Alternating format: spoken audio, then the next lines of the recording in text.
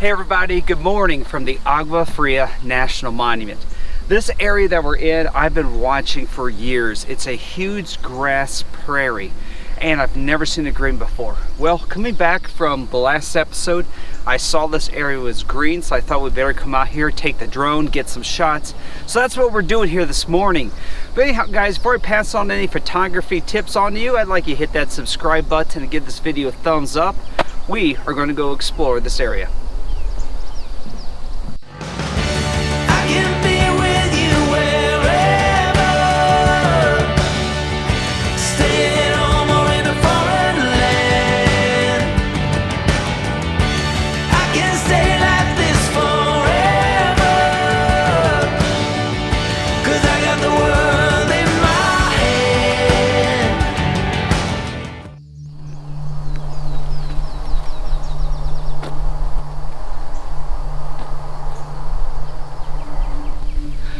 So the Agua Fria National Monument is ran by the Bureau of Land Management, the BLM. And a lot of vloggers think you need to go to the crown jewels, to the national parks. Trust me, I love the national parks. But even out here on BLM lands, you can find solitude. Well, except for Interstate 75, about a half mile away from here. You can tell by how I'm huffing and puffing. You also get some altitude as well. But it's a beautiful day out here. So again, this is a grass prairie that we're in, and I'm trying to get to a little bit of an elevated position to try and capture the sun rising either above the hills or a large mountain that's back in the distance.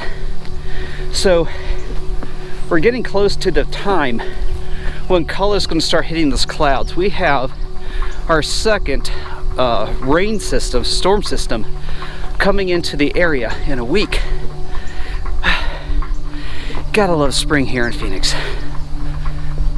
For some, the prairie is just a treeless expanse of grass, a windswept meadow with nothing of interest to see.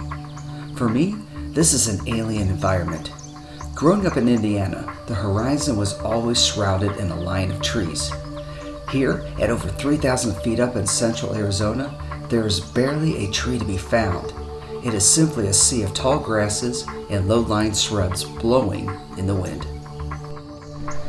Now, if this was summertime, you wouldn't see me out here. It's not just because this whole area is, well, not really green, which I think we're losing some of the green as we go here. It's because of rattlesnakes. This is not the area I would go in because of the rattlesnakes. But this is a pretty chilly morning. I'm not exactly too concerned about them right now. Well, we're starting to get to an area that I can kind of see over this prairie a little bit better. But I just realized that I probably should have brought the center column to my tripod. I usually don't keep it on because of weight, but I'm gonna need some more altitude today to shoot over these taller dead grasses. So yeah, that might be a problem. I see what might be a place we can get above them. We'll see if the road goes up there or not. One of the things I really enjoy about these early morning photo shoots is the solitude and the chance to enjoy a quiet morning in nature.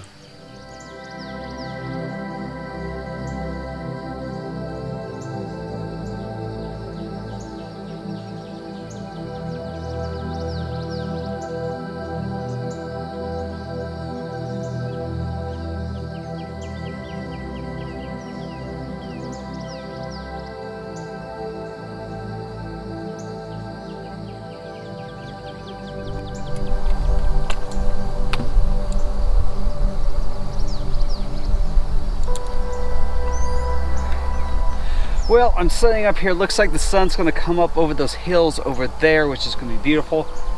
I'm going to have to move farther up here into the bushes because I've got two high weeds on each side that's going to block a pano.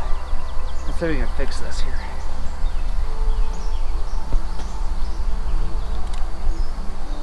Oh yeah, just moving a few feet did it.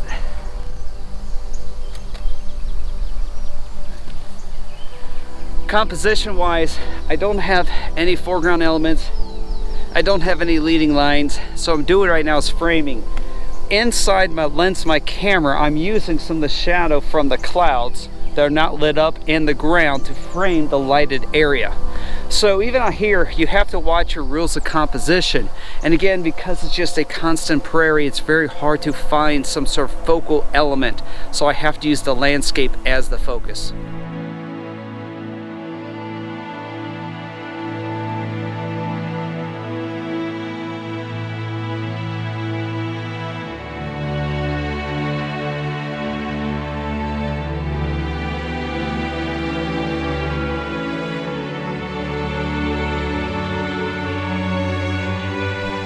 To make post-processing of these images easier, because I'm doing panos, you want to be able to quickly select all the images in your pano and stitch them together. So by having my hand in the way, I can see the beginning and the end of each pano.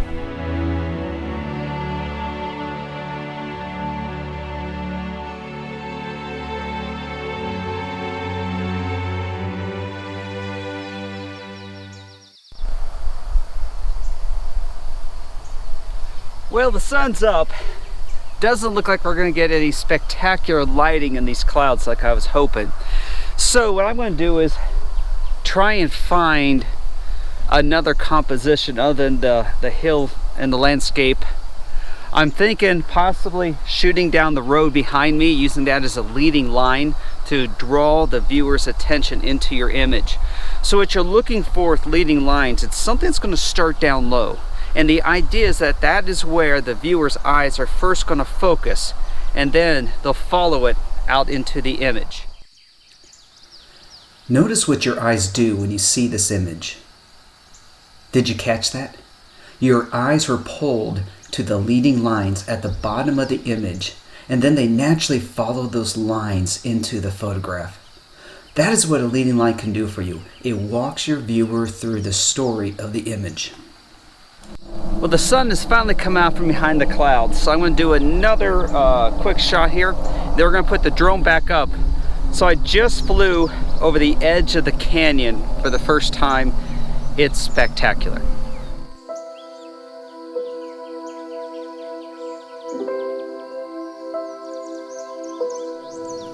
One of the things I love about my drone is that it can transport you to places that otherwise you cannot go. Here is one of them.